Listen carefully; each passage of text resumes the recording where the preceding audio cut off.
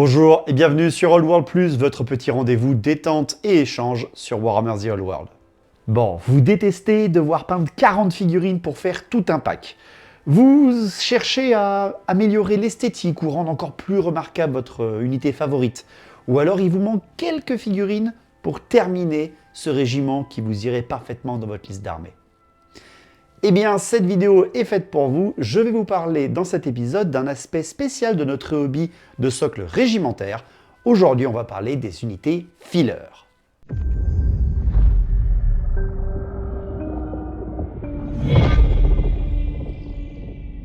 Alors évidemment, vous vous en doutez, filler d'unité, c'est de l'anglicisme. Ça vient de to fill, remplir tout simplement. Et tout est dit dans le texte. Un filler d'unité, c'est censé remplir, combler votre unité où il y a un manque, où vous sentez qu'il faut un peu plus d'esthétisme, ou tout simplement si vous voulez vraiment gonfler vos rangs. Rien de mieux qu'un exemple pour me faire comprendre. Vous venez d'acheter un pack de 20 guerriers des clans de Skaven, et vous avez pris plaisir à les monter et à les peindre. Vous faites votre première partie, et vous remarquez qu'il vous manque un peu d'effectifs. Sauf que vous ne voulez pas redébourser encore assez d'argent pour racheter en fait tout simplement un autre bloc de 20 guerriers des clans. C'est là que le filler peut être vraiment intéressant. Les fillers d'unité, ce sont en fait des mini-dioramas incorporés dans votre régiment en respectant sa cohérence d'unité, c'est-à-dire en respectant la taille de ses socles, pour agrandir votre régiment. Continuons avec notre exemple des guerriers des clans Skaven. Dans Warhammer The Old World, ils sont en socle de 25 par 25 par figurine. Vous en avez 20, mais vous souhaitez augmenter un peu les effectifs. Eh bien, vous passez un petit filler à l'intérieur sur un socle, par exemple, de 50 par 50. Ça va vous combler 4 trous dans votre bloc et faire passer vos 20 guerriers des clans à 24 en agrémentant un petit peu le milieu de votre régiment avec ce joli filler. Économiquement, c'est intéressant un filler parce que ça vous permet d'utiliser des restes de figurines ou même simplement de laisser libre cours à votre imagination pour éviter de racheter toute une boîte. C'est sûr que c'est toujours plus intéressant. Mais quand vous en réalisez un, c'est aussi une question d'esthétisme, de réflexion, de cohésion d'unité pour vous et pour les joueurs en face, pour que vous ayez quelque chose de vraiment beau et cohérent et vraiment qui en jette un max, on va pas s'en mentir. Quand un filler est bien fait, c'est vraiment très très classe dans une unité. Un filler, ça peut être discret, ça peut être par exemple un petit arbre sur un socle de 50 par 50 au milieu de vos lions blancs, par exemple, ça peut tout à fait fonctionner. Ça peut être aussi carrément un lion blanc, une espèce de un chat géant sur un socle de 50 par 25 au milieu de vos lions blancs. Ça peut complètement habiller tout votre régiment, lui donner un peu plus d'esthétisme et vous économiser le fait d'avoir payé 2 lions blancs de plus, quoi. Ça peut être aussi utiliser vos bits de régiment. Quand j'ai acheté mes dryades en V7 ou en V8 qui étaient en plastique, elles étaient vendues par 16, mais à l'intérieur il y avait suffisamment de bits pour pouvoir faire justement des blocs de carrés avec toutes les branches qui sortaient et quelques petits décors forestiers qui traînaient pour faire 4 dryades d'un coup sur un bon bloc de carré. Et ça fonctionne complètement. C'est vraiment ça l'âme du filler. Réaliser quelque chose comme ça, c'est surtout une envie. Clairement, je vous le dis tout de suite, il n'y a rien d'obligatoire à faire un filler. Voilà, c'est juste si vous avez envie de le faire, même si vous voulez tout simplement décorer un petit peu votre unité et l'avoir en réserve dans votre liste d'armées si jamais vous voulez faire des parties un peu plus grosses que l'effectif que vous disposez de base. Mais il n'y a rien d'obligatoire dans Warhammer The Old World ou même dans le Wargame de classique de faire des fillers. C'est vraiment quelque chose d'esthétique. Mais comme partout dans le hobby, quand on commence à être créatif, il faut se montrer malin et respecter le jeu. Je m'explique. Les unités filler, il ne faut pas en abuser. Faites-en 1, 2 dans votre armée si vous voulez, à moins que vous soyez vraiment un pro du modélisme, et là vous pouvez vraiment vous faire plaisir avec des petits décorums cachés partout, mais n'en faites pas quelque chose de massif au milieu de votre unité. Ne faites pas plus d'unités filler que de figurines dans votre régiment. Également, il y a des restrictions à faire un filler. Il faut parfaitement suivre la cohésion d'unité. Vous ne pouvez pas mélanger plusieurs socles de tailles différentes selon vos envies. Il faut bien respecter votre place dans l'unité. Encore un exemple, dans les guerriers des clans Skaven, pour toujours garder le même exemple, 25 par 25, c'est la taille d'un socle d'une figurine. Si vous faites des fillers à l'intérieur, je vous conseille de faire un socle de 25 par 50 ou un socle de 50 par 50 ou maximum un socle de 75 par 50. Parce que si vous dépassez, malheureusement, il y aura trop ça sera trop pris au milieu de votre régiment, ça va même peut-être être trop présent et gâcher un peu le jeu, et surtout peut-être vous fausser vous-même dans votre gameplay. De plus, vous vous en doutez, un socle de 60 par 30 ne passera pas dans une unité qui a de base une figurine sur un socle de 25 par 25. C'est donc quelque chose qui doit parfaitement rentrer en cohésion avec votre unité. C'est vraiment quelque chose, un petit casse-tête du hobby, même si le casse-tête n'est pas trop dur, c'est les carrés dans les carrés, hein, on va pas se mentir, n'empêche. Mais c'est quelque chose de super sympa qui va vraiment vous donner de la hauteur ou vous donner de la profondeur dans votre régiment. Donc le filler d'unité, pensez bien que c'est vraiment un délire de hobbyiste, hein, c'est quelque chose qui peut vous faire plaisir. Chaque régiment peut raconter une histoire, rien qu'avec vos petites conversions, même minimales, dans votre régiment, mais il y a un bel unité filler au milieu, alors là ça peut vous raconter vraiment totalement une légende dans votre régiment. Il y a même des unités qui sont elles-mêmes des fillers, et qui sont pourtant vraiment légales et jouables dans le jeu, hein, même sans être une création faite par un hobbyiste. L'exemple le plus concret que je peux vous donner, qui est encore jouable à Old aujourd'hui, ben c'est le reliquaire du Graal dans les pèlerins des Bretoniens. C'est carrément une unité filler parce que c'est 6 unités d'infanterie, mais sur un seul socle de 75 par 50, au milieu d'un bloc de 25 par 25. Et c'est ça qui rend un petit peu l'âme de ce régiment, qui est vraiment d'une classe folle, hein, on va pas se mentir encore une fois, mais qui peut encore une fois vous inspirer pour faire d'autres fillers.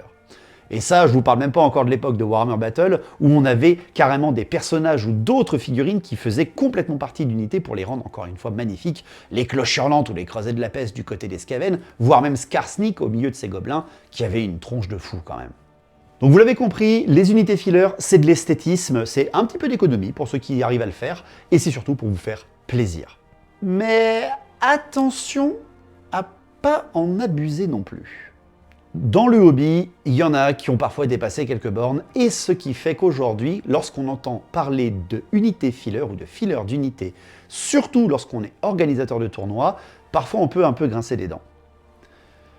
Il est possible que si jamais vous vous inscrivez pour un tournoi, et là je parle bien d'un tournoi, hein, assez rarement dans les rassemblements de joueurs, mais vraiment quelque chose qui cherche à faire de la compétition, ou même tout simplement de la méta, eh bien il est possible que certaines unités fillers, voire que toutes les unités fillers que vous avez dans votre armée, soient interdites ou soient extrêmement réglementées. Pourquoi? Ben parce qu'il y en a qui en ont abusé. C'est ce que je voulais dire dans ne faites pas de fillers trop gros ou ne les démultipliez pas dans vos régiments. En fait, ne pas abuser, bien sûr, ne pas faire des fillers qui sont 4 fois plus gros que le régiment avec quelques figurines censées représenter le régiment. Non, il faut être honnête quand on joue quand même. On peut être pingre et ne pas aimer dépenser son argent comme tout bon hobbyiste, mais voilà, à un moment ou un autre, il faut quand même respecter le jeu. Donc ne faites pas une figurine avec plein de fillers autour pour représenter tout un régiment de 30 figurines. Ça serait un peu de l'abus. Mais bon, bref, on n'est pas là pour faire la police. Si vous avez envie de le faire, faites-le. Mais attention, dans certains tournois, vous pouvez vous faire recaler sur vos armées. Ça arrivera. Pour ma part, j'en ai quasiment jamais utilisé des fillers d'unité parce que je m'y connaissais pas encore assez bien en modélisme, il n'y a encore pas si longtemps que ça au final, et parce que j'aimais bien les voir chez les gens, mais étrangement, j'en ai jamais eu l'idée. Par contre, à force de chercher des images et de l'iconographie pour cette vidéo, ça m'a vraiment donné envie, un petit peu comme le train de bagages, d'essayer d'agrémenter un petit peu mes elfes avec quelques unités fillers au milieu d'eux, augmenter la taille de mes dryades peut-être, ou tout simplement même pouvoir tenter un truc et raconter une petite histoire dans mon régiment. Ça peut toujours être bien. Par exemple, un ogre au milieu des franches compagnies, c'est sûr que ça vous donne un petit cachet dans l'unité. Vous pouvez par exemple mettre une petite baliste du cotre volant, au lieu de le mettre sur votre cotre et de le mettre au milieu de vos lanciers, ça peut... Moi je trouve ça cool, je trouve ça joli. L'idée du lion de guerre au milieu des lions blancs, moi j'ai trouvé ça aussi sympa, et sans être non plus trop gros filler. C'est vraiment quelque chose d'assez intéressant je trouve, et qui peut tout simplement mettre un petit peu d'esthétisme, voilà, qui rend ça plus joli. Si jamais cette vidéo vous a donné envie de tenter des unités fillers, je vous donne quand même un ou deux tips que j'ai moi-même réfléchi. Déjà, faites-les dans des régiments d'infanterie. Déjà, dans les régiments d'infanterie, c'est beaucoup plus pratique que dans la cavalerie, mais aussi dans l'infanterie de base. Pourquoi? Parce que l'infanterie de base, c'est très souvent elle qui prend les plus de dégâts et qui a le plus de pertes assez rapidement. Et donc, qui ne retire rarement ses figurines par une ou deux, mais qui les retire par 4 ou 5.